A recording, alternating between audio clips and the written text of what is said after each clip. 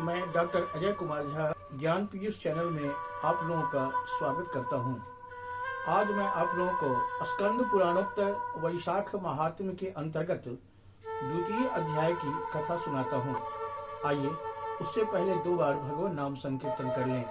श्रीमन नारायण नारायण नारायण, श्रीमन नारायण नारायण नारायण, श्रीमन नारायण नारायण नारायण, श्रीमन नारायण नारायण नारायण, श्रीमन नारायण नारायण नारायण, श्रीमन नारायण नारायण नारायण। ब्रह्मा नारायण नारायण नारायण, विष्णु नारायण नारायण नारायण, शिव नारायण नारायण नारायण, श्रीमन नारायण नारायण नारायण। बोले लक्ष्मी नारायण भगवान की जय, काशी विश्वनाथ भगवान की जय, वैशाख महात्म्य की जय। शिव स्वरूप, राम स्वरूप, कृष्ण स्वरूप हमारे भक्तों, पार्वती स्वरूपा, लक्ष्मी स्वरूपा, गार्गी स्वरूपा, मैत्रेयी स्वरूपा, सरस्वती स्वरूपा, अनसुईया स्वरूपा, सावित्री स्वरूपा हमारी माताओं, बहनों एवं बच्चों, सज्जनों, विशाखा नक्षत्र की पौर्णमासी होने के कारण इस मास का नाम वैशाख है और इस मास के देवता माधव जी हैं। नारद जी ने कहा, हे राजन, मम माधव समो मासो न पितेन समम युगम न च वेद समम शास्त्रम तीर्थम गंगया समम।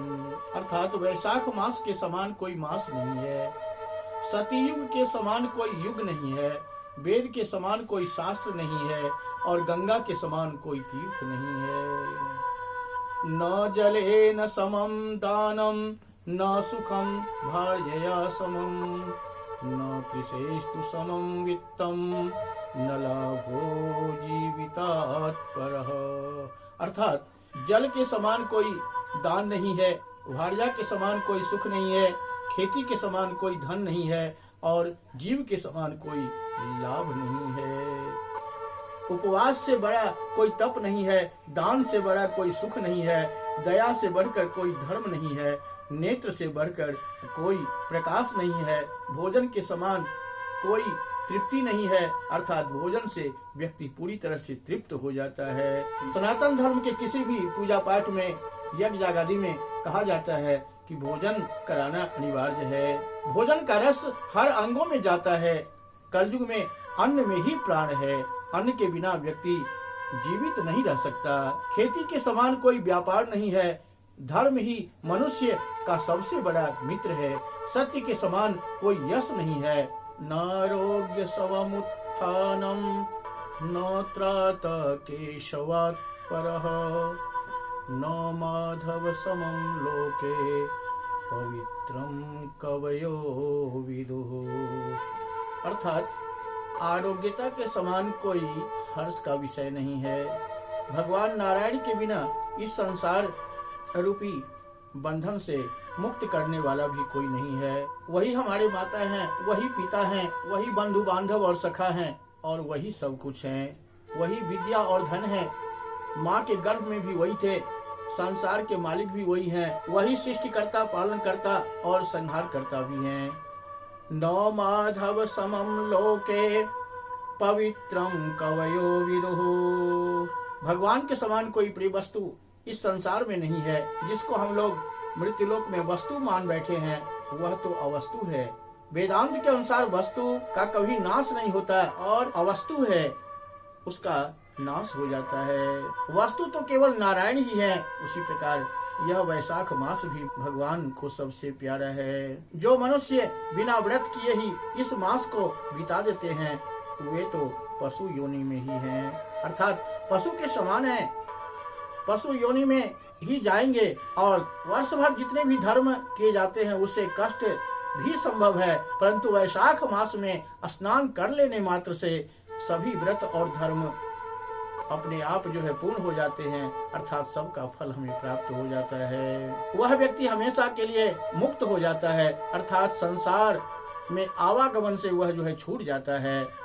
जो फल संपूर्ण तीर्थों में जाने से प्राप्त होता है, अनेक यज्ञ यागादि करने से प्राप्त होता है, वह फल वैशाख मास में स्नान करने मात्र से हो जाता है। जो फल जीवन पर्यंत यज्ञ यागादि एवं पूजन अर्चन आदि करने से प्राप्त होता है, वह फल केवल वैशाख मास में घटदान करने से हमें प्राप्त हो जाता है।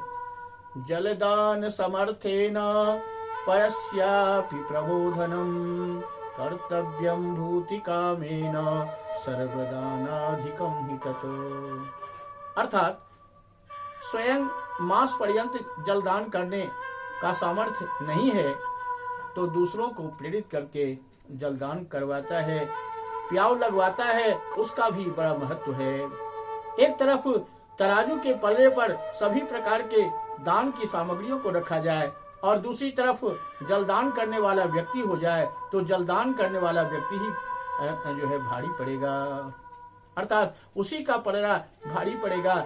जो रास्ते में प्याव लगवाता है वह अपने कुल के करोड़ों पूर्वजों का उद्धारक होता है। देवर्षि कहते हैं, राजन, प्याव लगाकर जलदान करने से देवता, पितर और ऋषि ये तीनों प्रसन्न हो जाते हैं।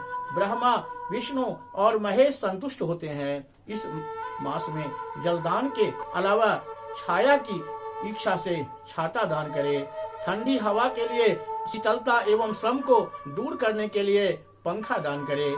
जो व्याकुल है, प्यासा है, ऐसे ब्राह्मण, संत और कमजोर लोगों के लिए जल दान करे। इससे अनेकों राजसूय यज्ञ करने का फल प्राप्त हो जाता है। वैशाख मास में पंखा दान करने से मनुष्य संपूर्ण पापों से छुटकारा पा जाता है। छाता दान करने वाला मनुष्य इस लोक में छाया तो प्राप्त करता ही है और अंत में परलोक में भी उसको छाया मिलती रहती है। जो जूता चप्पल का दान करता है उसे यम की यातना नहीं भोगनी पड़ती है। जो मार्ग में थकावट दूर करने के लिए वृक्ष लगवाता है, घर बनाता है, आश्रय स्थल बनवाता है, उसके अनंत फल को ब्रह्मा जी भी अपनी वाणी से नहीं कह सकते, अर्थात अनंत फल प्राप्त होता है। मध्याह्ने ब्राह्मणं प्राप्त अतिथिं भोजयेद् यदि न तस्य फल विश्रांतिर ब्रह्मणापि निरूपिता। अर्थात 12 बजे से 2 बजे दिन के भीतर ब्राह्मण या कोई भी अतिथि मिल जाए तो उसको भोजन कराने का फल तो ब्रह्मा जी भी वर्णन नहीं कर सकते, अर्थात ब्रह्मा जी की वाणी से भी बड़े है। अन्नदान के समान कोई दान नहीं है।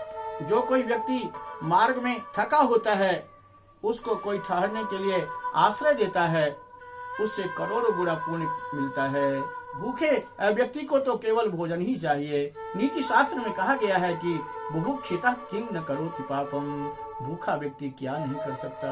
अतः अन्नदान के समान कोई दान न हुआ है और न होगा, अर्थात अन्नदान इस कलयुग में सबसे श्रेष्ठ है।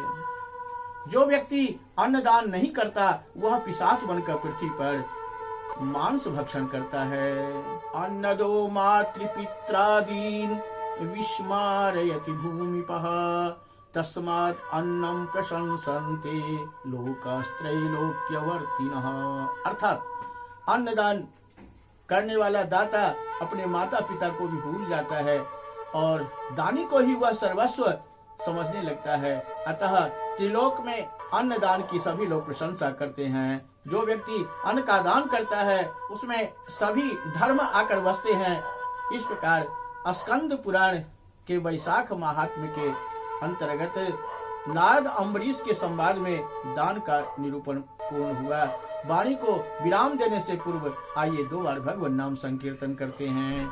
ओम नमो भगवते वासुदेवाय, ओम नमो भगवते वासुदेवाय, ओम नमो भगवते वासुदेवाय, ओम नमो भगवते वासुदेवाय, ओम नमो भगवते वासुदेवाय। श्री लक्ष्मी नारायण भगवान की जय। काशी विश्वनाथ भगवान की जय। अन्नपूर्णा माता की जय। वैशाख महात्म्य की जय। भक्त और भगवान की जय। नमः पार्वती पतये हर हर महादेव। इस प्रकार द्वितीय अध्याय की कथा पूर्ण हुई। यदि आप इसका प्रथम अध्याय देखना चाहते हैं तो आपको वीडियो ऊपर आई बटन पर एवं डिस्क्रिप्शन में मिल जाएगा। और वीडियो को लाइक शेयर एवं चैनल को सब्सक्राइब जरूर करें। धन्यवाद।